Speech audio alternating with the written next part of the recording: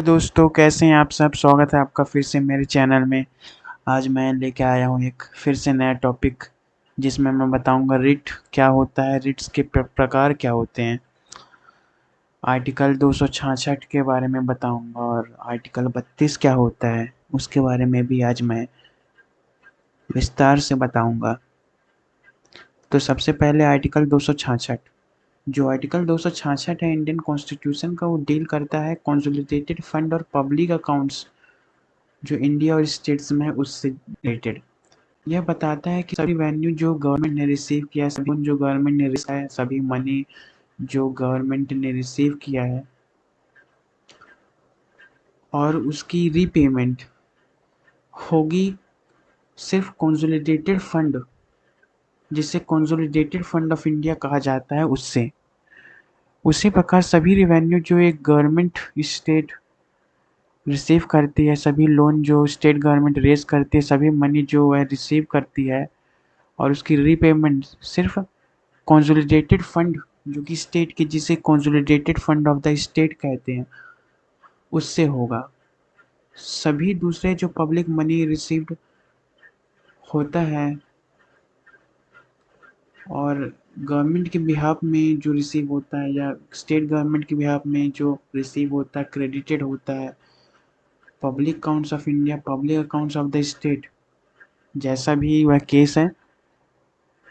फिर article 32 Indian constitution का एक क्रूशियल प्रोविजन है जो स्टेबलाइज करता है कॉन्स्टिट्यूशनल रेमेडीज के बारे में। तो उसकी सिग्निफिकेंस को जान लेते हैं। Right to move the Supreme Court, article 32 बताता है, जो गारंटीज करता है सभी सिटीजन जो इंडिया के हैं राइट कि वह अप्रोच कर सकते हैं सुप्रीम कोर्ट को डायरेक्टली, ताकि वह प्रोटेक्शन पा सके, इन्फोर्समेंट करा सके अपने फंडामेंटल राइट्स को। इसका मतलब दैट अगर कोई इंडिविजुअल के फंडामेंटल राइट वायलेट होते हैं तो वह रिड्रेसल से सीख कर सकता है, एक पिटीशन को फाइल करके डायरेक्टली सुप्रीम कोर्ट को।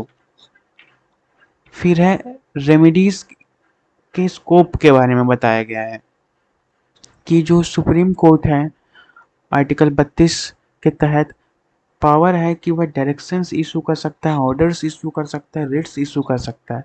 रिट्स यानी कि ऑर्डर्स, रिटर्न ऑर्डर्स होते हैं जिसके अंदर हैबियस कॉर्पस इंक्लूड होता है, जो कि एक प्रकार का रिट है। यह रिट ताकि किसी पर्सन को प्रोड्यूस किया जा सके जिसे अनलॉफुली डिटेन करके रखा गया है। फिर है मैंडमस, कि एक रिट है ताकि कंपेल किया जा सके पब्लिक अथॉरिटी को कि वह अपनी ड्यूटी को परफॉर्म कर सके। प्रोहिबिशन यह है ताकि कहा जा सके किसी भी इंफीरियर कोर्ट को और ट्रिब्यूनल को उसके जुरिडिक्शन को एक्सीड करने से। फिर है क्यो वेरेंटो, यह रिट है ताकि इंक्वायर किया जा सके लीगैलिटी के बारे में पब्लिक ऑफिस के होल्डिंग्स से जुड़ा हुआ। फिर है सर्टियोरारी, यह रिट है ताकि किसी ऑर्डर को कॉज किया जा सके जिसे एक इंफीरियर कोर्ट या ट्रिब्यूनल ने पास किया है। फिर है आपका पार्लियामेंट्री एम्पावरमेंट, जबकि आर्टिकल 32 प्राइमरीली वेस्ट करता है यह राइट को सुप्रीम कोर्ट को। पार्लियामेंट के पास अथॉरिटी है कि वो एम्पावर कर सके किसी दूसरे कोर्ट्स को उसके जुरिडिक्शन से जुड़े हुए, ताकि वह उस जुरिडिक्शन में वो अपनी पावर्स को एक्सरसाइज कर सके।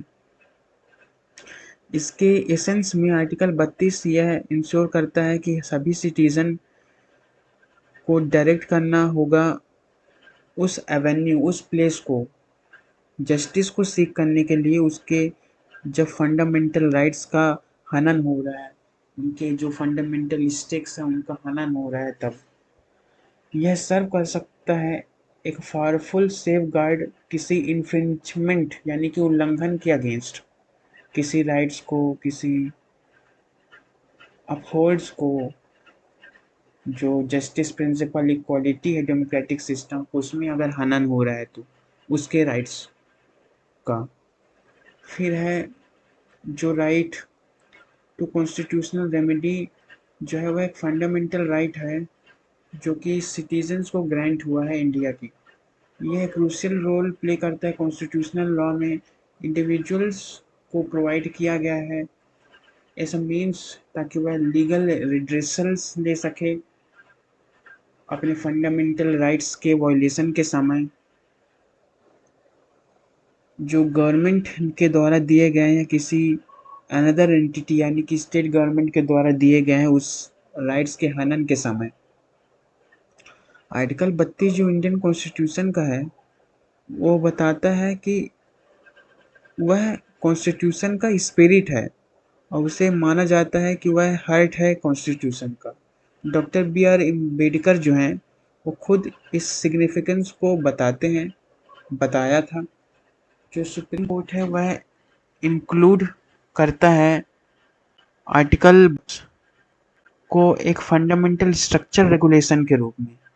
यह इंश्योर करता है कि सिटीजन के पास डायरेक्ट एवेन्यू प्लेस होना चाहिए कि वह सुप्रीम कोर्ट अप्रोच कर सकते हैं रेमेडीज के लिए, जो कि फंडामेंटल राइट्स की वॉयलेशन जब होती है उस समय। आर्टिकल 32 ग्रांट करता है सुप्रीम कोर्ट को वह रोल कि वह सेफ गार्ड कर सके और अंडर राइट कर सके मेजर राइट्स को, मतलब वो अपने केस के तहत राइट्स को रीस्टेबलाइज कर सके।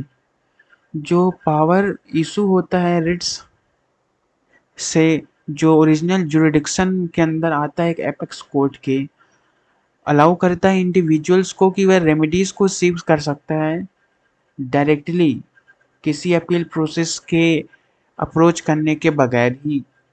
मतलब आपको अपील कोर्ट में जाने की यानी कि सुप्रीम कोर्ट में जाने की जरूरत नहीं पड़ती है जब आपके फंडामेंटल राइट्स का हनन हो रहा हो तो।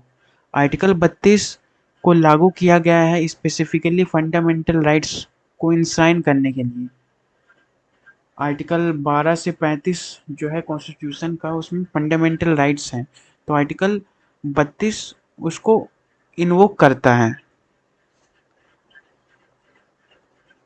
फिर है आपका रिट्स क्या है। रिट्स एक रिटन ऑर्डर्स हैं जो सुप्रीम कोर्ट इशू करता है ताकि वह प्रोवाइड कर सके कॉन्स्टिट्यूशनल रेमेडीज और प्रोटेक्ट कर सके सिटीजन के फंडामेंटल राइट्स का हनन होने से। समरी के रूप में आर्टिकल 32 इम्पावर करता है सिटीजन को कि वह जस्टिस सीख कर सकते हैं जब उनके फंडामेंटल राइट्स का हनन हो रहा हो तो। उसे एक इसेंशियल पिलर माना गया है कॉन्स्टिट्यूशनल फ्रेमवर्क का, हमारे कॉन्स्टिट्यूशन का।